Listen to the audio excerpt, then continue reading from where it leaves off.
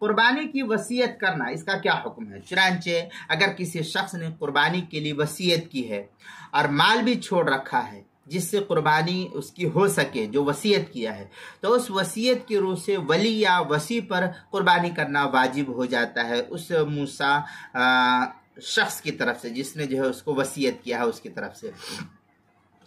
چنانچہ فتاوی ہند کے اندر ہے وَلَوْ أَوْصَى بِأَنْ يَشْتَرِي بَقَرَةٌ بِجَمِيعِ مَالِهِ وَيُزَحِّي بِهَا عَنْهُ فَمَاتَ وَلَمْ تَجُزِ الْوَرْثَةُ فَالْوَصِيَّةُ جَائِزَةٌ بِالثُّلُثِ بِلَا خِلَافٍ۔ اس طریقے کی عبارت فتاوی ہندیہ جلد نمبر 5 صفحہ نمبر 306 الباب التاسع فی المتفرقات جو مکتبہ رشیدیہ کا چھپا ہوا نسخہ ہے۔ آگے مزید جو ہے فتاوی بزازیہ جو فتاوی ہندیہ کے حاشیے پر اس میں ہے وَلَوْ أَوْصَى أَنْ يُزَحِّي عَنْهُ فِي عَامٍ مِنْ ثُلُثِ مَالِهِ جَازٌ۔ اس طریقے کی عبارت فتاوی بزازیہ جو فتاوی ہندیہ کے حاشیے پر اس کی چھٹی جلد صفحہ 395 پر اس کو نقل کیا ہے۔ دوسری صورت یہ کہ اگر کسی آدمی پر قربانی واجب ہے اور وہ نہ کر سکے تو اس پر وصیت کرنا یہ ضروری ہے۔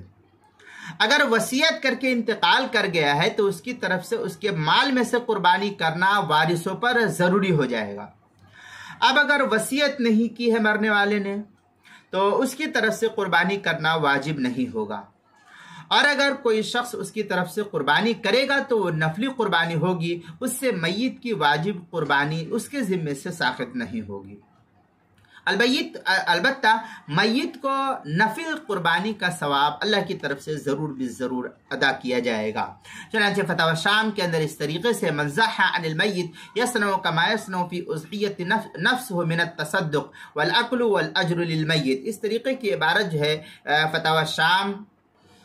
فتاوی شامی جلد نمبر 6 صفحہ نمبر 326 پر اس کو نقل کیا ہے جو ایچ ایم سعید کراچی کا چھپا ہوا نسخہ ہے۔ فتاوی خانیہ جو فتاوی ہندیہ کے حاشیے پر اس کی چھٹی جلد صفحہ 295 جو مکتبہ رشیدیہ کا چھپا ہوا نسخہ ہے۔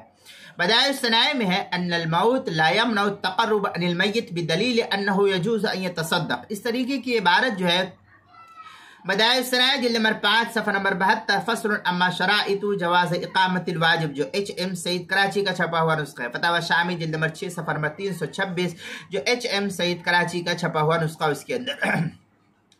تیسری صورت اس کی یہ کہ اگر میت اپنے ترکے میں سے قربانی کرنے کی وصیت کر کے مرا ہے تو اس قربانی کا تمام گوشت فقراء اور مساکین کو دینا واجب ہے۔ مالداروں کے لیے وصیت کی قربانی کا گوشت استعمال کرنا یہ جائز نہیں ہے۔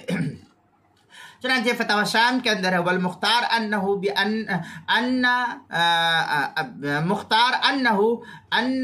بامر المیت لا یاکل منه والا یاکل، یہ فتاوی شامی جلد نمبر 6 صفحہ نمبر 326۔ آگے ہے والحاصل ان التي لا ياكل منها هي المنظورة ابتداء۔